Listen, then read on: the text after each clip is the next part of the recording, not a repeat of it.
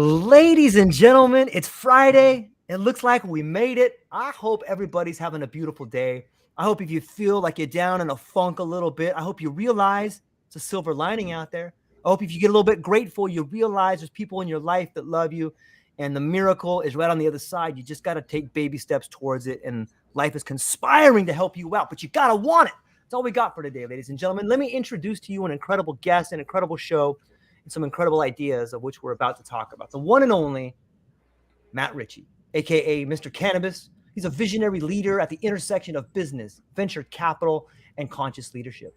As a seasoned CEO, father, and advocate for plant medicine, Matt has cultivated success by prioritizing the human element in every venture.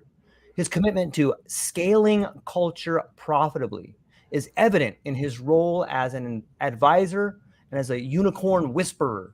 Matt is the driving force behind www.innercircle.biz. Everyone go check it out. A groundbreaking platform fostering collaboration among plant medicine leaders, industry experts, and service providers. With an unparalleled ability to navigate rapid growth, Matt embodies the essence of an elevated executive, where leadership meets plant medicine awareness and trauma-informed insights. Follow Matt for cutting-edge content on leadership, venture capital, and team building as he continues to shape the future of business. And I'm so excited you're here today, Matt. Thanks for being here. How are you? Great, George. Thank you for having me. Really appreciate you opening your desk to me, and we can have this conversation. I think we're going to have a little fun today. Yeah, we are. I really think we are. And I gave a little bit of a background, Matt, about who you are and some of the things you got going.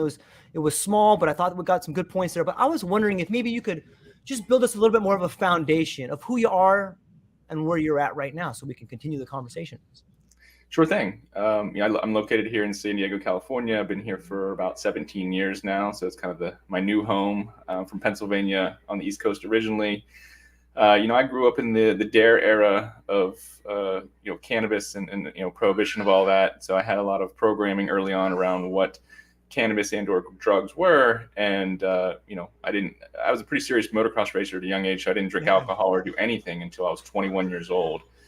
And from 21 to 26 or 7, I drank a decent amount of alcohol, like most people did that age, and realized pretty quickly that it wasn't really, my body didn't like it. My body, my consciousness just wasn't really, vibing for me. And, someone introduced me to cannabis. I'd been in California for like 5 or 6 years until, I saw not everyone, but I saw a lot of people using cannabis. And I was kind of like, oh, who are those losers over there using cannabis as opposed to drinking alcohol, right? And that was just my program. I had full-on programming that alcohol was okay and or safe, and that cannabis and other drugs were bad. So anyway, had some close friends that used cannabis, and they were successful. So I was like, well, I kind of like broke my mold of like, oh, if you use cannabis or use these drugs, that you're going to be a bad person, or you're going to be unsuccessful, or you're going to be a loser, or whatever it was. And I didn't use cannabis again until I actually went back to Pennsylvania, and I was hiking, and me and a friend of mine were hiking with our backpacks, overnight, and we literally just ran into random people that offered us a nug of cannabis. So we had an apple with us, so we took it, and that night we bored out the apple. Had my very first. Well, let me back up. When I was 13, I tried cannabis like twice, and it was very, I was a snowboarder, so I had some friends that did it snowboarding, and I tried it like twice, and it didn't really have tremendous effects on me. I don't really remember it being good or bad. It just kind of was. And, right after that, like right when I was 13 and a half, 14 years old, right when I started getting serious about motocross. So I kind of got out of that group of friends and never went back. So my first real experience was in the woods, 27 years old, with a good friend of mine. And we had an amazing experience. It really kind of opened up my senses, really opened up, I felt so connected to nature, and I just felt so alive, if you will. And so from then on, I was kind of like, wow, interesting. This is a different experience than I was intending, or than I thought maybe these plants had for me. So fast forward, I didn't use a lot of cannabis for probably a year or two after that. But coming back to California was very prevalent. So I would have a hit here or there, whatever. And it always like brought me back to this really introspective self-awareness space. And it unlocked an unconscious memory for me. I had an unconscious memory, a suppressed memory, if you will, from childhood around, being abused as a child, some parents, friends, and stuff like that. So without going too far into that, it was a really good awakening for me to really see what had been driving me unconsciously, and to really unlock some of these memories and or thoughts that I had been suppressing for a good portion of my life. So for me, cannabis was a gateway. It was an opening to a higher state of consciousness, a higher awareness of my own power and my own abilities. And then from there, I got introduced to ayahuasca and some other, psychedelics, if you will. So I got to do my first ayahuasca ceremony about a little over 10 years ago now. And, tremendous transformation and healing powers. And of course, not just the experience, but then the integration and the continued coaching and the work that I got to do for a couple years after that really, really, changed who I am as a person, as a man. For me specifically, I was very more timid. I didn't really have the confidence that I really needed to be successful as a man, as a person, in business. And so up until that point, I was really playing small. I was really not really living up to my potential in a lot of ways. So for me, cannabis and then specifically plant medicines really helped to unlock my power and really to help me give me some vision and some guidance onto what was possible for me and how I could really step into a greater vision for myself and my life and what I wanted to create. So from then on, for a few years, then I would use, psychedelics periodically, maybe once or twice a year, just to get, to stay in tune. It's kind of like a checkup, right? You go to the doctor, you go to the shaman and get your dose. And that really has served me in a capacity for the last 10 years, doing, once a year at least, having some sort of psilocybin experience or some other, deep work experience where I can check in, make sure that I'm not kidding myself, make sure I'm not lying to myself about some stuff that's been happening, and really use these plants for transformation and or introspection. So, I credit, say my personal transformation to that. And then, about 6 years ago, I was with my now wife, and we just gotten married, and she was really wanting to have kids. And I was really on the fence. I was kind of like, I could have a kid, but didn't really feel like it was my highest excitement, just for many reasons, for selfish reasons, mostly. And then, I had a really my strongest, probably ever actually, psilocybin experience. I took about 3+ grams of psilocybin. Yeah. And it just completely, opened me up, and had a really, really beautiful dance with the medicine around who I was going to be in my next iteration of life, and who, what my next evolution of what I was creating was. And that included kids. And then, so now I have 2 young kids. I have a 5-year-old and a 2-year-old. So I really attribute, me even wanting to have kids, and me, powerfully stepping into that proposition to psychedelics, and specifically psilocybin. So for me, these compounds have really guided me and given me, the guidance that I was really looking for in times of need, in times of feeling unconfident or unsure of myself. These, I can't contribute all the stuff to them. Of course, it makes you go inward, and makes you really tune into yourself. But, these are the tools that I've used to really change who I am as a person, and to really shape where I'm going in my life. So I fast forward now, for the last 4+ years, I've been cultivating a community of people in the CBD, cannabis, and psychedelic space who are operating businesses, who are entrepreneurs. And, we have a mastermind community of people who we bring people together. These are, leaders of high integrity from around the globe. I'm here in Southern California, so there's a lot of people in this area, but there's people all over the world that are both getting into these compounds, both on a personal level, but also in a business sense, as far as how can we bring these compounds safely, and how can we educate the masses on how to use these compounds and these medicines as medicine, and with intention, with the power that they deserve, or the reverence they deserve, because they are powerful, right? Yeah. So for me, the whole industry, like I say, it's been about 5 years now. I've been in the industry a little less. When my daughter was born, I was exiting one company, and deciding what I was going to do for my next sort of project. And I'm a daily meditator, and I kept getting the vision that everything that I've been building around leadership, everything I've been building around team building, and really transforming people's lives, was needed in this space, was really needed in this industry, because it was kind of just very early, is very nascent in that sense. And there's a lot of, we're coming out of a black market, we're coming out of an illegal space. So a lot of the early operators, or people who are coming, people who are operating in the space, are coming from the illegal space. And so it's a really interesting community of people who don't necessarily trust each other. There's all these factions of the industry. And one of the goals that we've been having is to bring people together, and to really build that trust and build those connections, and seeing how we can, how a rising tide can lift all ships together, in a sense of how do we bring the legacy players in the market, and that mindset, into the modern business and capitalism, and how can we really shape that in a way that not only benefits the people working in the space, but also obviously, of course, benefits the consumers, and really educates the consumers, so that we can I think the biggest untapped market is those who are still not using cannabis, right? And there'll be these low dose drinks, and there'll be low dose, Yeah. capsules, and there'll be, ways where people can smoke in smaller doses, because that's truly the untapped market for the future of these medicines and for the future of cannabis and psychedelics. Is how do we really educate and bridge that gap from where we're at currently with all the propaganda that's been spewed over the last 50, 60 years to, a more safe, more educated place where people can have a higher perspective of these plants and how they can really come to use them in a good way that really helps their life and really gives them medicine in some sort of way, whether it be mental health, whether it be physical health, whether it be emotional and spiritual health. All these things can be positively impacted when using these compounds in a way. So the drug war was started by Henry Anslinger in the 1960s. Basically in the 1960s, Richard Nixon's main guy, Henry Anslinger, he was from my hometown in Pennsylvania, and so karmically, coming full circle now, just seeing this Right. karmically, feeling like I get to do a lot of the work to undo a lot of the things that he implanted and really propagandized in the culture, in the great in the mass of people in the not only the U.S. but in the world.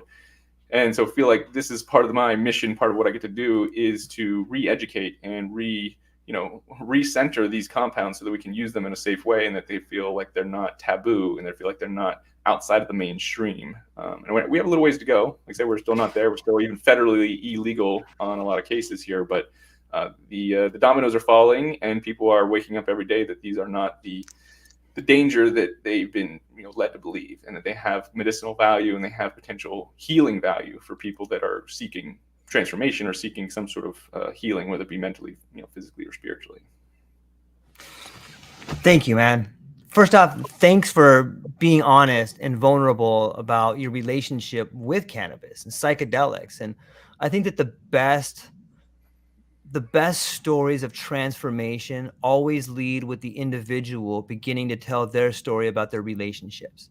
And when you tell me the story about being in a relationship with cannabis and using the infamous apple bong that everybody who has begun a relationship has experimented with as their first step into engineering, is how do I make this? How can I smoke something out of this?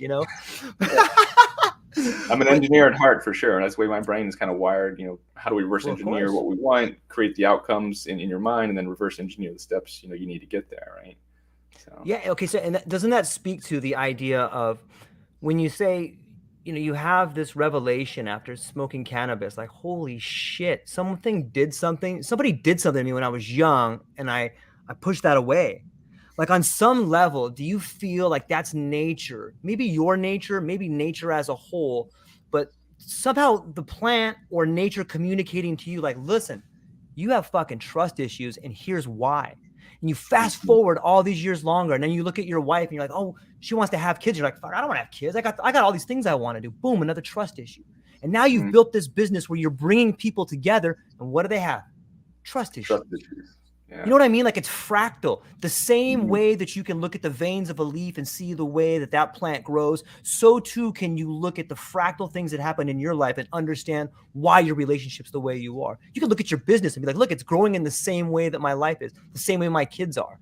Like, what an amazing thing to have a relationship with a potential exogenous neurotransmitter like cannabis or psilocybin and realize, dude, I have been leaving out a giant part of the picture. Now, maybe you can flesh out a little bit more about your relationship to cannabis and how it has expanded your relationship with the business and people moving forward.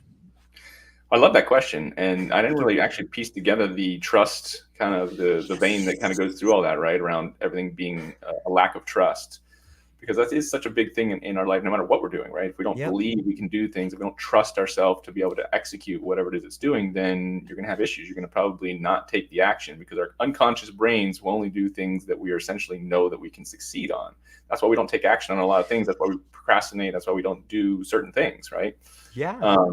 So I love that connection, that kind of vein through there. But, my relationship with cannabis has definitely evolved. Like, say, when I first started using it, it was definitely in smaller amounts because I didn't need as much. But then, once I got through, honestly, even doing the work, I was using cannabis as a crutch to a certain degree, as far as, being able to, as you're going through these traumas and whatever, like, it's sometimes you just need to get away from it. Sometimes even on a daily basis, you can only do so much. So, I've I don't want to say overdosed, whatever, but I've used cannabis more than Yeah. I should have at certain points.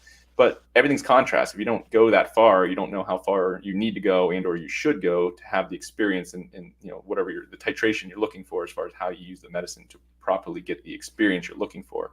So for me, cannabis, I've kind of done it all in a sense. I've been in a period of life, and it's been probably 8 years now that I've woke up and would smoke cannabis and smoke it throughout the day, and it would be sort of my crutch. And then I definitely got to a point where I'm like, what am I doing? Like, why do I need to do that? Like, what am I not facing that I need to be having these, say external substances to cope and to deal and to be, normal, right? So for me, it's definitely been a journey and evolution of how I use it, how, what type I use. I've gotten pretty good with what my current regimen is. Like, so for me now, I don't use any cannabis until later in the day for sure. I use it like a coffee. I don't use coffee. I don't use caffeine. So for me, sometimes in the middle of the day, so what I use, I like dry flower. So I've used the oils, I've used all these things, but oils are strong and they're too convenient. And so for me, I like flower, and I've been using CBD flower. Actually, I've been using some THCA flower, which is actually a little bit lighter than your traditional, Delta 9 THC flower. So that for me is like, usually if I'm going to use it in the daytime, like, 1, 2, 3, 4 o'clock, sometime in the middle of the day, that's what I'll use. I'll put a little bit of that in my packs, get a little quarter of a gram, put it in there, and it's CBD and this THCA or normal THC, but either way, I usually mix CBD flower with it, and that kind of feels like a really good balance where it heightens my awarenesses, kind of gets me back online, gives me some focus, and it definitely gives me that energy to like take on the second half of my day. Because I get up early and I have young kids, so I'm up by like 5:30, 6 o'clock every day. So usually by like 1 o'clock, 2 o'clock, I'm kind of hitting that midday wall. Where you need something to kind of get you to that next level. So certain people drink coffee, or certain people will drink a Red Bull or whatever. No judgment, whatever you want to do. But for me, cannabis seems to be the tool that helps me the best as far as unlocks my energy, gives me focus. Now, of course, if I use too much, then it kind of takes me out of that, right? If I had to go and just smoke a big bong, then I would probably be not nearly as productive. I wouldn't be nearly as focused or as clear. But that alone has its own space, right? It's its own ultimate state. So for me, using cannabis is all about contrast. When I would use it daily or use it the same every day, it wasn't getting that contrast. That almost made me just feel normal. Where now, like I feel normal in the day, whatever, and I use that for contrast, for a heightened sense of, like focus, or even just a heightened sense of creativity. Like say for me, I kind of break up my days I kind of break it down into what I call masculine, feminine experiences, because the plant is more feminine, right? So it's more creative, it's more flow, it's less, less structured in that way. So you kind of feel different, or you'll maybe act different when I'm on it, or I'll think I want to act differently when I'm on it. So for me, if I'm doing sales calls, or if I'm, doing whatever, like this interview, something I need to be more on point or whatever, like I'm be more in my masculine energy, my more, focused, aggressive, sort of not aggressive. That feels like a negative word, but like aggressive being just, moving stuff, being impassioned, right? For me, I need to be, or I get to be having less cannabis in my system for that. And then I'll, like I said, the inverse of that is when I use cannabis, it makes me a little bit more introspective. It makes me more creative. I can write, or I can do certain things where those are all part of my business. I need to do all that. So I can really break up my days to be, masculine, feminine, even if it's just half the day here, half the day here, or it's a whole day here. Like all day Wednesday, I'm going to be in my masculine doing this and that. And then maybe all day Friday or Saturday, I can be, using more cannabis and being more of my feminine energy, if that makes sense. So for me, it's been a really long journey here, about 10 plus years, 12 years now, of what works, what strains work, what consumption methods work, and the whole indica sativa, as you know, is definitely not a good guide. I've been really breaking down on what terpenes really work best for me, like pinene, and some of those ones for focus are really the best for me. And I know if I have something with too much myrcene and some of the I can't pronounce some of the cannabinoids, but some of the ones really kind of bring my energy not down, but just inward. I just feel like very like chill, right? It's kind of that couch, if you will. So for me, the titration portion has been awesome, but also, like I say, I'm going to probably I'm writing a couple books, but the one of the books I'm writing is around how to use cannabis as a tool and how to really use it in a way that is beneficial for whatever it is you want to accomplish in your life. As far as, like I say, when we think about these plants, they have a certain energy, right? Sure. And when we consume them, we take on that energy to a certain degree, and that's where, like say, the whole indica sativa kind of comes in, because they are different plants. They do have different features, like say different terpenes, different even different percentage of cannabinoids. So for me, really figuring out the ones that work for me has been a game changer for me to daily take or not take and be in certain states And especially with young kids and all this stuff kind of going on, there's a lot to manage and be present for, that these cannabinoids really actually help me with. So for me, this has been an interesting, fun journey to figure out how I can be my best self and what tools I can use to help me on a daily basis to stay there. So like even before this, the interview I jump on, I have a psilocybin spray, and then 2 sprays is like a microdose. 2 sprays is about 200 milligrams of psilocybin, which for anyone out there is low. Like 200 to 400 milligrams is usually what they consider a microdose, where I don't feel anything per se, but I feel like almost it gives me a little bit of like that mental clarity, a little bit of that mental like focus, stuff like that. So for me, I use all these different tools in different ways so that I can be at my peak or be in do whatever state I need to be in. These are just basically putting you in altered states. Whatever state I need to be in at whatever certain time, and I can kind of tailor that to whatever I'm doing. I love it. I think that as our relationship with different sorts of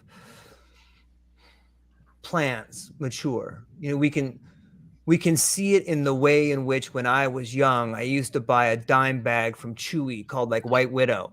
But now in the world, you flip it over and you can see the terp profile and you can begin to understand the complexity behind it. And I think another thing that people who are beginning to climb the second mountain realize is that there's a difference between state and stages. And earlier in the conversation, you said, look, George, I overdosed on things, or I used it in this way.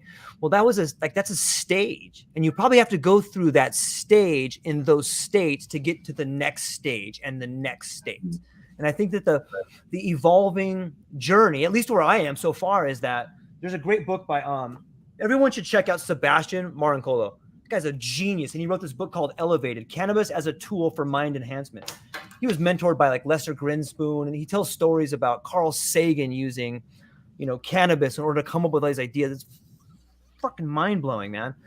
But he talks about stages and states, and much like you, he's talking about cannabis as a tool for elevated thinking. And we haven't thought about that. For so long, we've been conditioned to think that these guys are potheads, these guys are burnouts. But look at all the people out there that have created amazing things, not only in the tangible real world, but people like you or me that have come up with creative ways to deal with trust issues, have found creative ways to face the very things that have blocked them in life from succeeding. That's incredible. And the tools you're using now, whether it's psilocybin or different flowers, it's amazing to me to get to see the evolution of people creating things on cannabis. And I'm thankful that you're speaking about it. What is your thoughts on the difference between states and stages in cannabis? Yeah, it's a great awareness. I've heard of that book, but I've never actually read it. So I actually, probably need to put that on my. I'll hook you up with them. You guys will have a great conversation, man. I'd love that. Yeah, I'd love that. Yeah, of course. I'm a big reader, so I love to find new books that can, open my mind even further, or give me new information that I can process and put into my daily life. But you mentioned stages. Everything's cyclical, right? That's what I found out. Even just being a father, or being a business person, or just being a person. Right? Everything is cyclical. Like what we did for 1 year may not be what we want to do for that next year, or even part of that year. Like say we talk about the seasons, right? We have 4 seasons. Now San Diego, we don't have 4 seasons, but yeah, not Hawaii either. Yeah, wet exactly. and dry. Yeah, exactly. Exactly. We got about 2 seasons here, but either way, we still have seasons, right? So there are stages, there are seasons of life, and you hit it on the head. If you never have that experience of using too much, then how do you get to the season of knowing exactly what too much is, or what the right amount is, right? So not to say you need to spend years of your life over dosing or using too much cannabis and whatever, but maybe there's a 6-month period, or a year period, or a month period, whatever. There's a period of life, and like I say, stages are relative to the person going through them, or to whatever it is that's going through, right? Yes. So the stage can be, like I say, it can be if you're a quick adapter, maybe you can go through a stage in a week or a month. Some people it might take a little longer, it might take 6 months, it might take a year. Yeah. But for me, stages have been, like say, it's always good looking back, because you can connect all the dots and you can, map out those stages, and you can kind of see the ebb and flow. But the stages are real. And specifically, like say in business, like you can't, we're kind of at stage 2 now with this business, where we were at startup mode for like 2.5, 3 years, right? Now we're out of that stage, and we're at a, whatever you want to call the next stage from startup, but it's like that next evolution of business. And what got us to this stage, is not going to get us to that next stage, right? We got to change who we are. We got to change sort of how we approach people. We get to change our pricing. We get to change everything, right? Because we're evolving with with everything. And so those stages are important to recognize, because a lot of people, I think, get stuck in a certain stage that worked for them at a certain time period, and then all of a sudden it's not working anymore, but they don't realize that they can change with it, or that something needs to change to move out of that cycle or move into that next stage. So I think a lot of people do get, just there's just a lack of awareness around the ebbs and flows of life, and these, say, the stages in which we kind of go through. So for me, I've been pretty aware of the fact that I'm moving through stages, like, say, even just my youngest son, he's just 2.5 now. We're kind of moving out of the baby stage, right? He's getting rid of his afternoon naps. He's becoming just a normal human now, where he's just sleeping at nighttime, that kind of stuff. There's all these stages, like, say, from kids to business to cannabis to our relationship with my spouse, like, say, my beautiful wife. Like, we had an amazing honeymoon stage, and then you have, like, say, your kid stage, and now we had the early baby stage, and now we're going to kind of hopefully come back into a more of an us stage, where we can kind of come back together and kind of rekindle our romance and all these sort of things that fall off, and you have to kind of put it aside when you're raising kids and when you're doing certain things. So everything is stages, and having that awareness, it's nice, because then it allows you to realize that this is only temporary. Whatever I'm going through isn't like this is going to be like forever. This is only a stage, only a portion, and you get to enjoy it, right? I get to enjoy this stage. I'm never going to have it again. I'm never going to have an under 2-year-old again. I'm never going to have a baby, right? So to really be present with it and to really enjoy the journey, that's one of the, say, I've done a few amount of psychedelics, and the message is similar, in a sense of like, hey, you're here, you're powerful, enjoy whatever it is you want to do, whatever it is you're doing, you're creating. You're the master of your domain, so to speak. And that's not to say things don't happen to us, but in general, it's 90-10. 90% of the things we're creating, or we're reacting to things that happen to us, and then those 10% of things that kind of come in or happen to us. So really, having that empowered view, that perspective, is important, because I feel like it lets us enjoy these stages, enjoy whatever it is we're going through, knowing that it's temporary, knowing that it's fleeting, and knowing that there's probably something better on the next side of that stage. Man, I love it. I can't help but think about maybe cannabis, maybe psychedelics, maybe nature. Maybe the teacher shows up when you're ready. When I'm listening to the words you're saying, it seems almost ritualistic to me. And I don't mean to bring the esoteric into this, but how can you not? Like, on some level, we've been conditioned our whole lives. And if you look at what alcohol does, it makes you be okay with having less than the true, authentic nature of yourself, man. It just fucking, it erodes that creative spirit on some level. And I think that the healing power of psychedelics, and I hope I'm not grandstanding too much, because I'm a giant advocate for, I love them. And I think that they can really be helpful if they're used in the right way. And it just seems that the conditioning that we're brought into this world with, maybe it's culture, maybe it's society, think about the language, drugs and alcohol. Like, that's who came up with that? Like, that's a PR move. Drugs and alcohol. Alcohol is a drug. Like, look at the way we're conditioned to see it. You know what I mean? Like, there's drugs and then there's alcohol. Like, no, it's not. I didn't see it. I never saw alcohol as a drug. Growing up, that was not a drug. Of course, because in the literature, it's in everything. It's been legalized on some ways. And I think it's imperative to look at prohibition, to look at society's relationship to alcohol, so that we can move forward. And especially you, Matt, with this incredible community that you've built. I'm not sure that you thoroughly understand. I don't mean that in a pejorative way, but like the impact that you're having on people. Like, you are creating a new awareness for people to approach cannabis with. Like, nature has chosen you to help be that person. Like, that's an incredible responsibility to do. And when I look at the community, that maybe we can shift to I'll give you some thoughts on what I've said here, but we should shift the idea of the community you've built, how you've built it, and the people that are coming together. But I'll let you respond to that any way you want. I think it's important. Yeah. There's a lot in there. Yeah, there's a lot to unpack there, but the community specifically, like, say, I feel like I have a perspective, but there's probably more to it, and I know there's more to it that I'm even experiencing at this point. I mean, we have about 75 members currently, which isn't huge, but it's definitely like 75 people we're having an impact. We've had people come in, and different things they're working on, and then they work with us for a year, and then something shifts within them, and then they're automatically they're feeling better, their mental stress is less, they feel less pressure in a sense of like, oh, I have to do this. It's more of a lot of things we do is around reframing and how we have perspective and how we set up our mindset and how we take on challenges. Challenges are opportunities, right? Right. the way we see things, it's not I have to do something, it's I get to do something, right? It's like this is what I'm Yes. choosing to do. And if you're not, you don't like the things that you have to do, then you choose, you can make the decision to choose differently and, do things that you get to do, right? So it's a different perspective on how you do things. So, but as you mentioned, the community is huge, and it's going to be, bigger than me, and it is bigger than me. And, I'm rarely the smartest, I'm almost never the smartest person at the table or in the room, because I like to surround myself around people who are, big thinkers, people who are doing big things, people who have big ideas. And those types of people are, it's like, say you hear about, the people you spend the most time with, the top 5 people, whatever it is. Specifically in business, though, it's always true. Like, say you look at your friends, you look at, your wife or your partner, whoever you spend a lot of time with, Yep. and or in business, if you're not thinking big, if you're not have these, if you don't have people around you kind of talking crazy in a certain way, like, hey, like, we're going to do these big things. Because I'm around Yeah. people who I think I'm pretty crazy. Most of my family thinks I'm pretty crazy and Here, pretty here. out there in what I think. But then I get around other people, maybe like yourself, then we have a conversation. He's like, wow, this guy's actually, thinking bigger or thinking differently than I am. And that to me is inspiring in a certain way, as far as, you know, you don't realize how how you inspire other people or how people inspire you until it happens. And sometimes it's Yep. just, you being you, showing up, being in that, like, say, even just jumping on here with you, Yeah. high energy, super, whatever. Like, for me, that automatically pulls me into that state.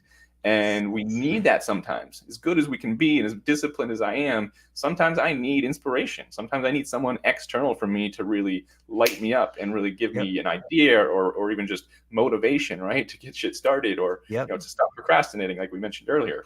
No one's perfect. We're all just human, and we all have the same, set of emotions. It's just, what order they come in, or how quickly we process them, and how able to move through from one emotion to another. So the Yeah. community, coming back to the community to have this support system, that's essentially what I want to build, is a circular economy that people are not only doing business together, but people can lean on each other and ask for advice, feel like they can open up and share things that are beyond the normal, what people share. Because once we share those things, they become, once we like, say, when I had my repressed memories, once I got them out, external from my Yeah. mind, thoughts, and I went through them with somebody to really help me have some perspective on stuff, Yep.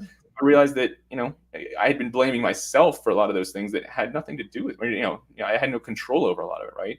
So to Yep. really just have that reframe and have high level thinkers, high level, high perspective people give us feedback, even speak in the same group, it's healing and it's inspiring. So to have those kind of communities are essential to really grow, and to really intentionally grow, I should say. Like, you can I be in a like that. community that maybe, oh, we're getting more business and doing this or whatever, but maybe you're neglecting your health, or you're neglecting, something else. Well, this is, our community specifically is something we're building that's holistic. How are you showing up for your family? How are you showing up for your teammates? How are you showing up for yourself? And Yeah. how's that rippling out? What's the ROI on that for your business, for your life, for everything Yeah. else? And to really kind of have a holistic view of life and business is one of the things we really approach people. Because I've worked with Facebook, I've worked with Airbnb, and I've worked with all these, Right. large companies of people who, they have big visions, whatever, but they have a very narrow focus, and their health or other things suffer because of that. Yep. And Right. that's not good or bad, it just is. So if you want to have a wholly rich life, where you feel amazing, where you have amazing relationships with your partner, your kids, or whoever, and you have a thriving business that makes you money and, gives you the life you want, you need to make sure you're focusing on all of it. You're really building systems and surrounding yourself around people who are supporting that. Because, like, say, whatever is around you is essentially what you're going to fall into, just because that's the essence of being human. Like, we want to be around, or, the people we're around, we want to be like, or be fit into. So you might as well fit in with a group of kind of misfits that are doing great things, or doing, thinking big, as opposed to, people who are just, oh, that's out there, Yeah. that's people who down your dreams. You need to, separate yourself from those people. And that's not always easy. That's been a decade long process for me as well. It's like, how do I, how do you trim the Yeah. fat? How do you trim the fat in a way that, is respectful and or true to yourself? Like, if you're not, if you stay in certain situations and around certain people, you're doing yourself a disservice. So if you're at least selfishly want to minimally say, hey, like, I want to have a great life, I need to surround myself with good people, because Right. that's one of the main ways you're going to have a good life. So Yeah. I think that speaks to like the idea of incubators and the calling. And when I speak about incubators, I think about life, like where you end up in life is sort of an incubator. Like if you end up at Facebook or UPS or any of these corporations, you're in there and like for a while you believe in this thing, like you're being incubated. And they start realizing, like, you know what? I'm just a number here, man. I like this vision, but whenever I try to bring up my idea, like no one wants to hear my idea. They just want to hear their idea. They just want to grow in this way. And I'm thankful that I got to be here and experience this, but I'm no longer interested in that. And I equate that to the calling, in that even when we're younger, like sometimes, like, dude, who are these guys smoking some reefer? They look kind of cool, man. These guys look a little dangerous. What the hell are these guys thinking about? You go over, you start talking to them a little bit, and you're like, hey, not all of them. People don't get it twisted. Sometimes you move into a circle of people that are bad people. But when you hear the calling, sometimes it's usually maybe the calling gets muffled. But sometimes when I grew up, and I remember getting the calling, talking to people like, dude, these people think differently. This is exactly how I think. I think different too. And you start being called to these different ideas and these different relationships. And it seems to me that cannabis plays a big part in opening up your mind to not only thinking bigger, but to thinking differently.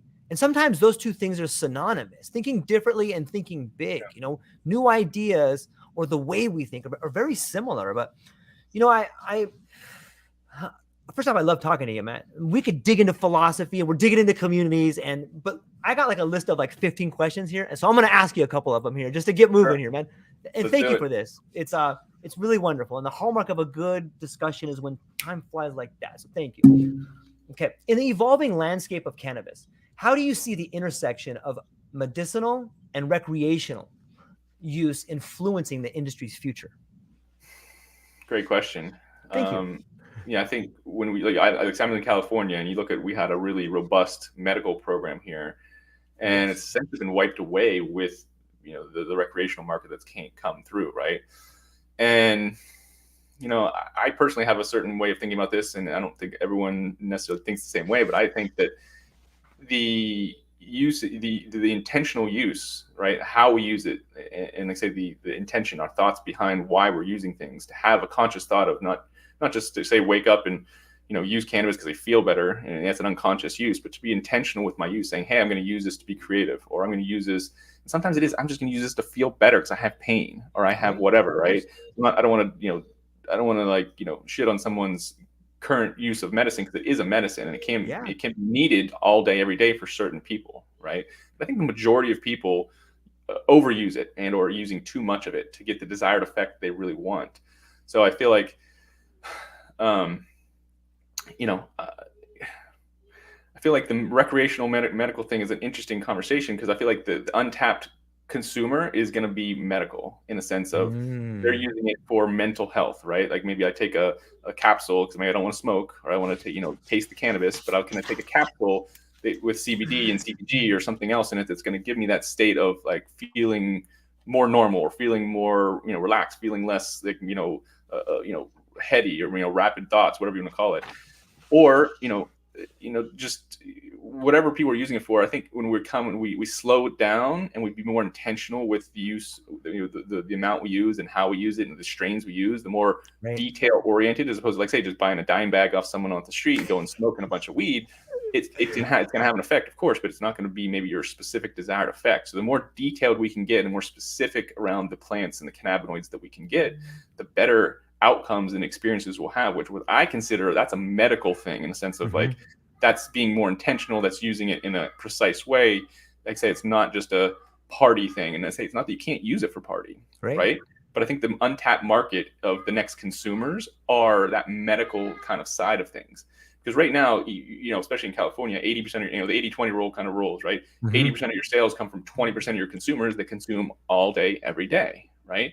And that's the current, largest target market, specifically in markets like California. But there's a whole untapped market in the U.S., in the world, of people who don't want to use cannabis. Maybe they don't even want to feel high, right? They just want to feel different. They want to feel better. They want to feel less anxious. They want to feel less pain or less whatever, right? So they want to alter their state in a way that, like, say, maybe isn't getting them super, super high, or even feeling that strong THC feeling, right? So I think the shift towards a medicinal way of looking at it, the way we break it down from a, like, say, for me, like, I have a little scale. If I feel like a drug dealer, I have a little scale that I literally weigh out, so it's like a quarter gram or less every time, right? But that feels scientific and medicinal, right? It's not just pack the bowl as much as you can get in there and like light it up and go, right? It's different. So it's more the intention behind it. So for me, there's nothing wrong with the recreational market. There's nothing wrong with using it recreationally in the sense of going to a concert or going with your friends or doing whatever, right? Because that's a healing thing too. Having fun and opening up and being crazy, that's part of being a human. That's part of feeling the whole range of emotions. But I think the major, we're talking about, the crossation there. I think that the next wave of people, the next wave of consumers, the next wave of growth for the industry will be from that more medicinal side.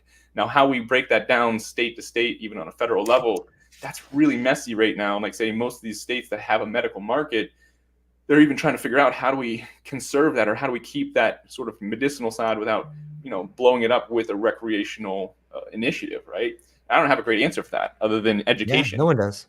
Really educating people on why these things work or how they work and what doses they work and, what different terpenes, like say everything that kind of I personally been doing for the last decade. How do we educate people to have their own titration experience to figure out what works for them and what the ultimate experience they want to have is, and then how can they replicate that? And so I think the more education we can have around that, the more medicinal type of use people will have, and the more open people will be to having, to trying it or having a new experience with it, as opposed to this whole. I think a lot of people look at our industry or the way people use it, and it's kind of like these are just a bunch of stoners. They just they wake and bake and they have this and that. And I'm not here to judge that. It's just a different way that most people don't want to experience that. That's not how most people want to use the plant. So I think the future is medicinal in a way of we can educate and really get people to be more specific in how they want to feel and what's going to get them there. And of course, then we need to have companies and people who are driving products and services that are, catering to that and have different specific, I think like the brand Dosist, DOSIST, they have these specific little, inhalers that, you can turn the knob and make it 0.2 or 2.5 milligrams or 5 milligrams or 10 milligrams, right? And you just take that hit and it gives you that dose. So the more of sort of that, we can really focus in on how much we're consuming and what that experience is going to give us. That is the future, I think, of medicine in general, but specifically cannabis and these plant medicines. Yeah, I like that. It's fascinating to see the containers in which we keep certain ideas or certain substances or certain cultural aspects that we hold. I saw this really funny cartoon.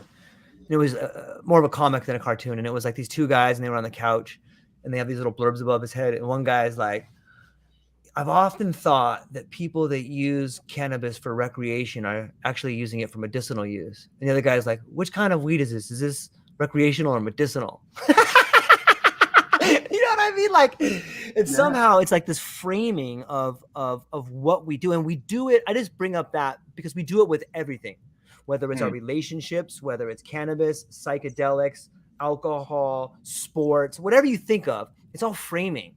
And like it blows my mind to think about that. And if shout out to Etienne from Oakland, who told me this, that word on the street is we're about to see interstate commerce happen soon, probably 2024. Like, what's going to happen then, man? Like, what do you think happens when we have interstate commerce? All of a sudden it goes from being, hey, this is illegal by the federal level, to the federal level being like, all right, everybody get on board. Well, I don't think the federal level is going to get that on board yet, but I think once the states start interacting, here's the thing. Yeah. As a kid, you think about these laws and whatever. It's like, well, the laws are only as good as the people who enforce them, right? So if they're not going to enforce them, if they have these large economies like California and maybe Oregon or whoever we're going to start trading with, if we start just doing it, what are they going to do? Are they going to come and try and shut it all down, or are they going to try and work with us? And that's the whole point of even, say, these states coming online and saying, fuck you to the government. We're going to use this as a compound. You can't stop us.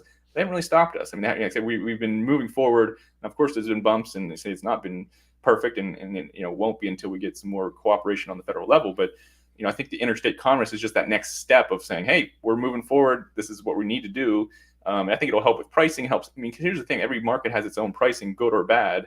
And if we get a federal, if we could be trading with all of the other states, it'll stabilize it, at least in the U.S. Right? You can have stable. What does that do for business? If you don't have stable pricing, it's hard to run a business. That's why some of these people go out of business year to year. That's why I just talked to someone yesterday, and I don't you need to fact check this. Right. They said 70% of all the licenses in California are not renewing for 2024. 70% of all the people who grow and distribute, whatever, cultivate cannabis, 70%. So the point is like there's an unstable market, which creates for an unstable business, which creates, instability within the whole industry. Right. Yeah. So I think that can help really stabilize the product, the pricing for these products, that we can have more stable business in the future. And the federal government just got to come. I mean, they're going to come along once it gets to a certain point. I say California is the largest economy in the U.S. Top 4 in the world, right? So it's like once this kind of happens here, it's inevitably going to domino, and like I say, we're going to have some sort of, hopefully, movement on federal legalization or decriminalization or descheduling or something. Probably won't happen in 2024. Don't get people's hopes up on that. I'm not a big Joe Biden fan on that. I don't think he really wants to do it. He could get his hand forced into doing it if he can't get reelected, and the only way would be to do it is to, get to these younger constituents or something and decriminalize it or take it off schedule or something like that. So it could happen before the election, but I wouldn't bank on that. I wouldn't put my business plan around that. But it could be still 5-10 years before the federal government really comes around. But it could be a year. You never know. That's the whole thing. That's what all this instability really shakes up the industry. And there's just, there's just lack of standardization, in the sense that we can do business when we know things are going to be a certain way, or we're going to get a certain price, or we can do a certain thing. There's none of that right now. So it's just very Wild West, and it's very, volatile. Yeah.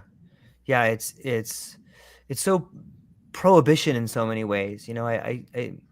It's mesmerizing. There's so much chaos, but opportunity, but also tragedy. And I don't know. It's fascinating. I love talking about it and learning about it. And perhaps you can elaborate on the potential societal impact as cannabis becomes more widely accepted for both medicinal and recreational purposes. Yeah. Well, if you take my blueprint, then, hopefully we can have more people become more awakened, more self-aware, more empowered in their own state, and they can use these compounds as a way to, day to day live a better life, be more, have a higher energy, have higher health, have higher focus, have better, better, I don't say better intentions, but say when you feel better, you do better, right? I mean, anyone who's felt like shit, you don't want to do anything. You definitely don't want to do anything good or anything good for other people. It's about self-survival. It's about feeling better yourself. That's just true, right? So when we feel good, we do good. So if we can get people to use these compounds in a responsible way, I like to say more the medical side, as far as how do we figure out the titration and the specific things of how we want to feel and what experience we want to have. The quicker we can get to that, I think the more society will be open to it, and or adopting these things as something more normal, and something, I think the more normal it becomes, the better off we are as a society, in a sense of people will use less alcohol. That's the number one thing. Every market you see from Colorado to wherever that has legal cannabis, alcohol sales go down. That could be generational as well. I just turned 40 last week, so Congratulations. Yeah, thank you. I'm a millennial and younger are just overall consuming less alcohol. So that could be somewhat generational, but it's also, in a way, they have an alternative. They have cannabis, something that makes them feel much better. You say, don't have to go all the stipulations between alcohol and cannabis. It's not even a comparison when you really look at them, as far as the way they make you feel, the way you make you feel the next day, all of that, the way your body interacts with them. Your body's getting poisoned with alcohol, where your body's, which is an altered state. You're getting, you're poisoned. Agreed. But, with cannabis, it's locking in with your system, and it's giving almost heightened awareness and heightened sensitivity of certain things, right? So it's a heightening awareness, as opposed to alcohol depresses your awarenesses and really tunes you out of your senses. And so my point is, the more people we can get attuned as opposed to detuned, the better off we will be, both from an introspective mindset point to health and wellness. And the less people we have having alcohol, the less we have around, just all the negative alcohol or negative effects from alcohol. All that ripples down, both from relationships and how that deals with domestic violence to your physical health. When I quit drinking alcohol, I wasn't overweight at all, but automatically just tightens up your body. You feel like you get rid of all that bullshit, all the excess calories that don't do anything for you. So it's just, you're automatically going to feel better. And when we feel better, we do better. So I'm very confident that once we get more mass adoption, that we'll have better health and wellness overall. And then this is the big if, and this is one of the reasons I came into the space, is I had a vision. When I was meditating before I became in this industry, I had a vision that cannabis can either go the way of alcohol and just be the next alcohol, or it can be this tool and this medicinal, this medicine. And that's how I use it, and that's how I really feel it is used best. And that's why one of the reasons I came into this industry is to how can I be an example, or how can I bring out, how can I shine light on other people using it as an example for medicinal / more intentional use. So that's the vision, and that's the way that I'm pushing everything towards, that we're doing, all the people we're working with.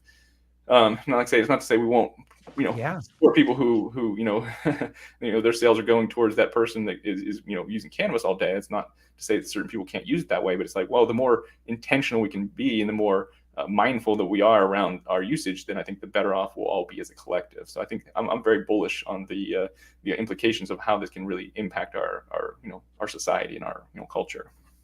Yeah, that's really well said. Thank you for pointing out a lot of those points. It's fascinating to see. And if someone's so inclined to step back and look at the big picture, you could see a lot of cannabis companies that went full tilt and tried to enter into like the market, and they went with the intention of making as much money as possible. And I would say that the majority of those companies fail because it does come back to intention. Like, why are you using it? The same way in which you had the epiphany of from recreational to medicinal, or the same way in which you move from state to stage. At some point in time in your mind using cannabis, you're like, I really like the way that I think about this. I really like the way that this makes me see something different.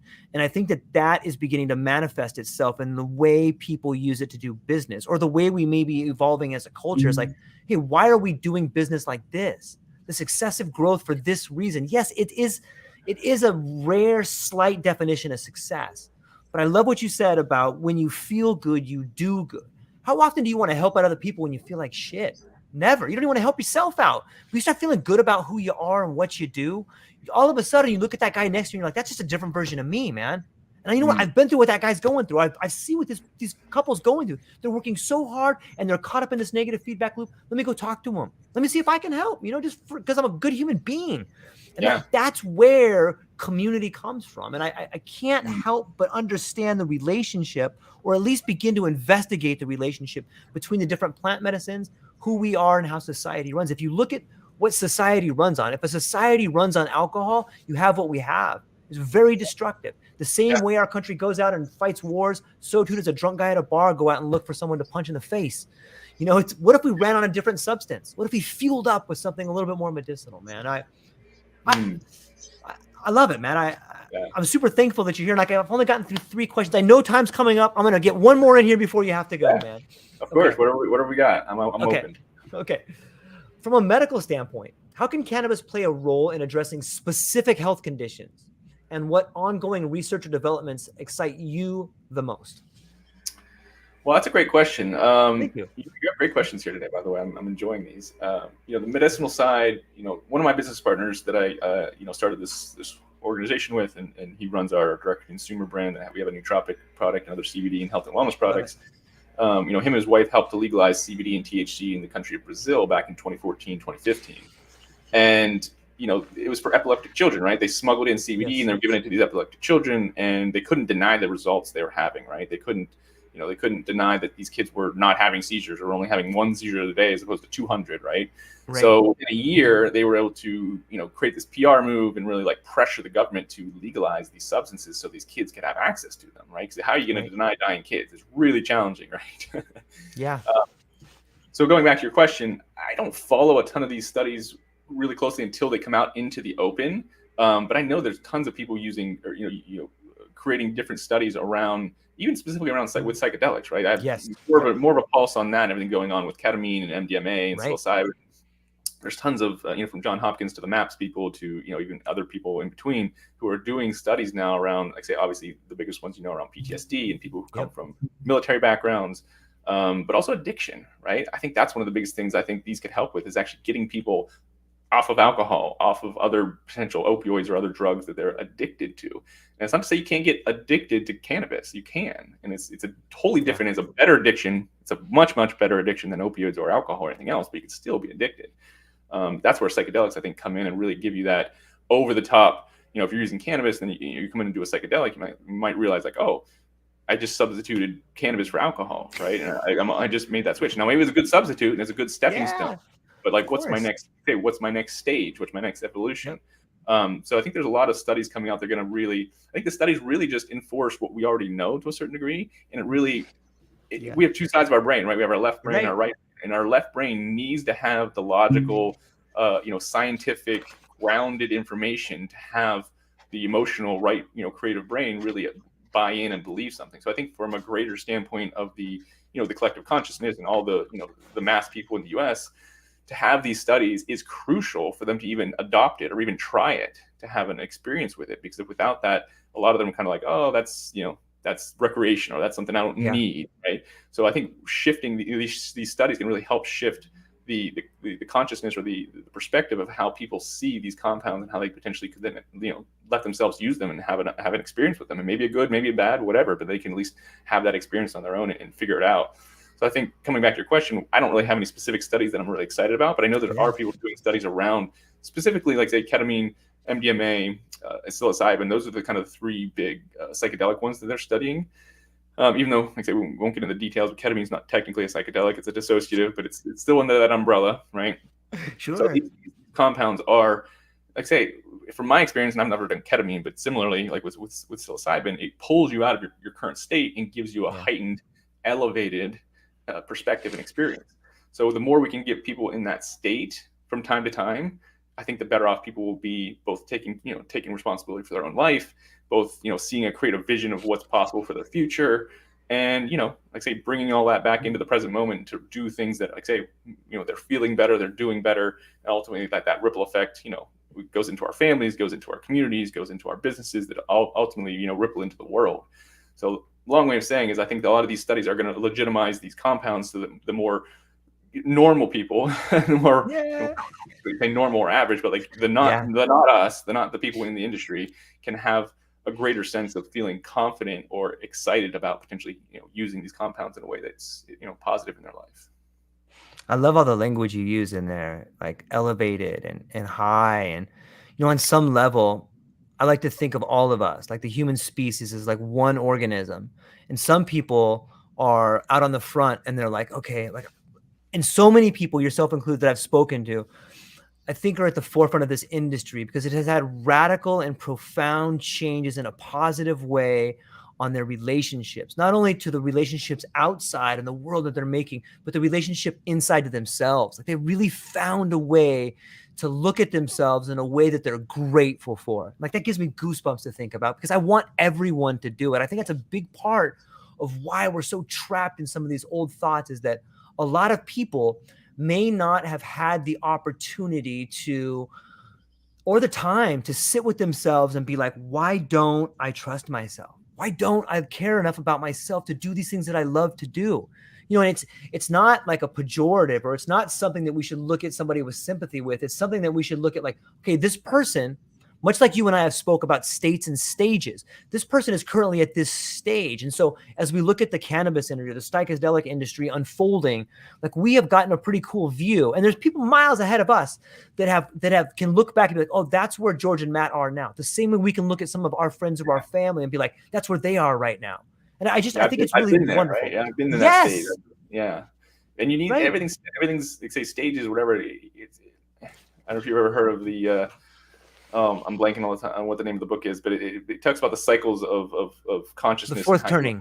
Oh, No, no, I'm blanking all the time. It doesn't matter. But either way, you yeah, can't skip stages. You you can't can't. you can't go from stage 1 to stage 3 or stage 5. You have to go through, even quickly. You have to go through all the stages, because Yes. if you skip, and I think that's what even psychedelics can do for certain people in a negative way. Like, oh, I'm beyond that now. I don't have to go through that stage. I've whatever. Like, well, maybe you didn't do the work. Like, say you didn't. You did the psychedelics is Hey, like sort of a Joshua. shortcut, somewhat of a Right. shortcut, but you still have to Right. do the work, Yeah. right? So it can compress the time in which you do it. It may only take a month or two as opposed to a year or two. So it Right. can really help you in that timeline, but you still have to do the work. So you can't skip those stages.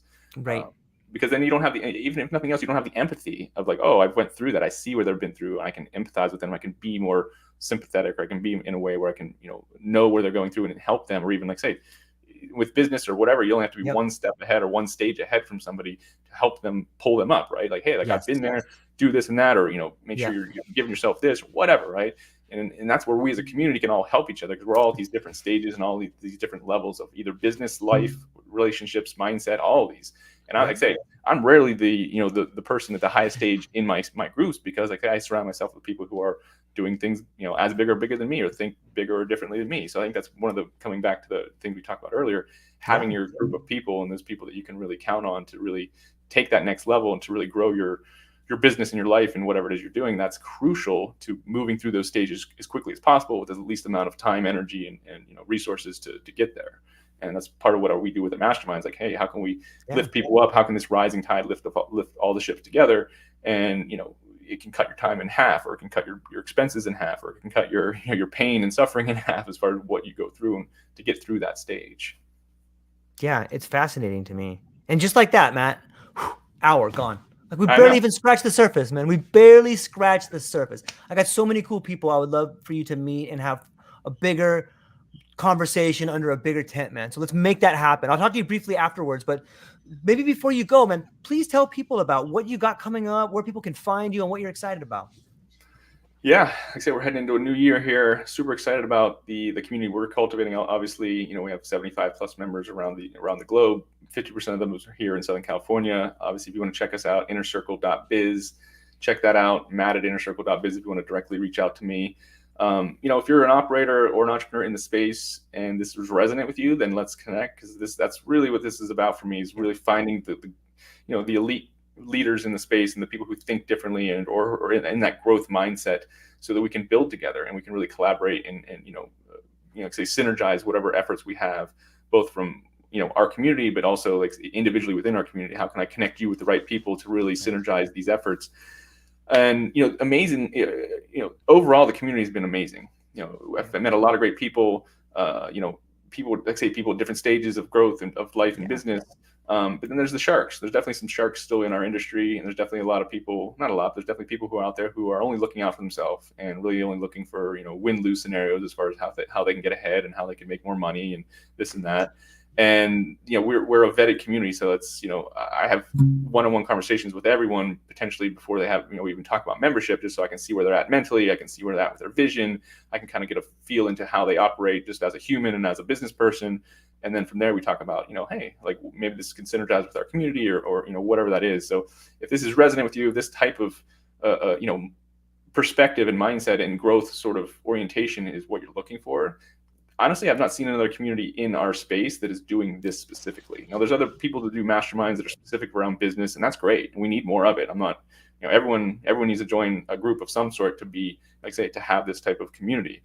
But if this is the type of language, if you heard all the language we've talked today, and if it feels out there and non-resonant, then you're probably not a good fit. But if this is something that's, you're like, oh wow, like to talk more on that or learn more about that or be around more people who are doing that, that's the type of people we're looking for. And it's a slow and steady race for me. We're only about 75 members right now. We're on our march to 300 members. We only went about 300 members worldwide, in the different communities, in the different markets, doing different things, everything from plant touching and growing the plants to media and communications to, SEO and marketing.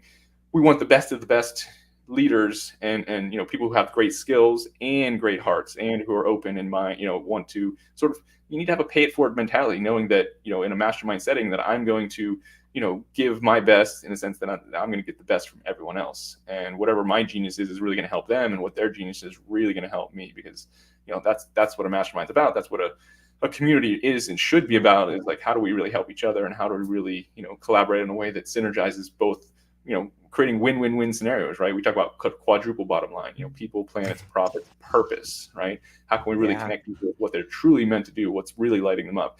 And fortunately, I find a lot of people in this space have that purpose part down, but then they maybe don't have other parts of it down. Maybe they're not great business people, or they don't really have to, whatever. They've never, everyone's had their own journey and everyone's had different stages they've gone through around building or not building a business or a life. So just figuring out where people are at and connecting them with the right people with the right stages and figuring out those sparks and, creating the synergies. That's what we're all about. I love it. Isn't it interesting to notice the things about other people that you notice in yourself, man? So beautiful, man. It's like a mythology unfolding in front of us, man. So we'll hang on briefly afterwards, man. I'll talk to you briefly afterwards. But ladies and gentlemen, go down to the show notes. Check out what we had to say today. Check out Matt's page. Check out his community. And if it resonates with you, reach out to him. He's a fun guy to talk to, and he's a passionate person who cares about purpose and building a community that's worthwhile. And look, it's a great conversation. So that's all we got for today, ladies and gentlemen. I hope you have a beautiful weekend, and I hope that you decide to become the best version of yourself. That's all we got for today. Aloha.